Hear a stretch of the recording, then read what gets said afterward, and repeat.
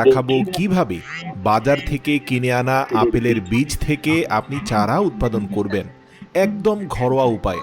তো প্রিয় দর্শক, টবে কিংবা ছাদে যেখানেই হোক না কেন আপেল কিন্তু এখন খুব সহজেই চাষ করা যায়। শুধু আপনাকে পদ্ধতিটা জানতে হবে, বীজ থেকে কিভাবে আপনি চারা উৎপাদন করবেন, এটাই হচ্ছে সবচেয়ে চ্যালেঞ্জিং বিষয়। তো শুরুতে বলে রাখি, আপনাকে আপেলের বীজ কিনতে হবে না। বাজার থেকে আপনি যেই জাতের আপেল পছন্দ করেন সেই আপেলটাকে কিনে নিয়ে আসবেন, আপেল খাবেন এবং অতঃপর অবশিষ্ট বীজটা ফেলে না দিয়ে সংরক্ষণ করবেন। আমরা প্রতিদিন বাড়িতে যে আপেলগুলো খাই সেই আপেলগুলোর বীজ থেকেই কিন্তু আপেলের চারা তৈরি হতে পারে। এত সুন্দর চারা তৈরি হবে যে আপনি দেখে অবাক হয়ে যাবেন। সেজন্য প্রথমে একটি আপেলকে খুব ভালোভাবে কেটে নিতে হবে যাতে করে বীজগুলোর কোনো ক্ষতি না হয়। তারপর সেখান থেকে আপেলের বীজগুলো সংগ্রহ করে নিতে হবে। এই বীজগুলো থেকে চারা তৈরির জন্য প্রথমেই একটি সুতি কাপড়ের প্রয়োজন হবে।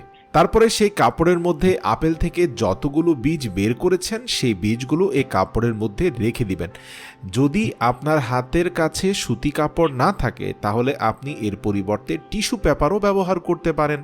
তারপর সেটির উপর আপেলের বীজ রেখে তার মধ্যে হালকা করে পানি স্প্রে করে দিতে হবে। মনে রাখবেন, অতিরিক্ত পানি দেওয়া যাবে না, কেননা অতিরিক্ত পানি দিলে এর মধ্যে ফাঙ্গাস চলে আসতে পারে। তারপর সে কাপড়টিকে খুব যত্ন সহকারে ভাঁজ করে একটি কন্টেইনারের মধ্যে 3 থেকে 4 দিন রেখে দিতে হবে।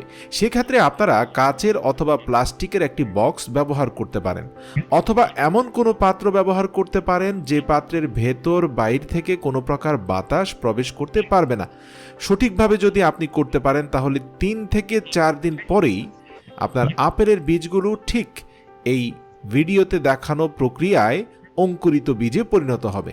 আপেলের বীজগুলোকে প্রথম অঙ্কুরিত করে তারপর চাষ করলে সেই ক্ষেত্রে সবচেয়ে ভালো হয়। মনে রাখবেন, এইভাবে অঙ্কুরিত করা ছাড়া ডাইরেক্ট বীজকে পুঁতে দিলেই কিন্তু সেখান থেকে চারা গজাবে না। তাহলে রোপণ করতে হবে কোথায়, মানে আপেলের চারাটা আপনি উৎপাদন করবেন কোথায়?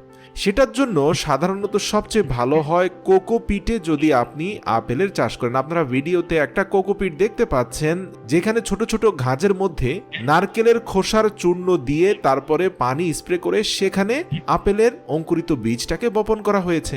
ইনশাল্লাহ আগামী 10 থেকে 15 দিনের মধ্যে এখান থেকে বড় একটি চারা বেরিয়ে আসবে। আর আরেকটা কথা মনে রাখবেন, ভালো মানের আপেল কিনবেন বীজ থেকে চারা উৎপাদনের জন্য।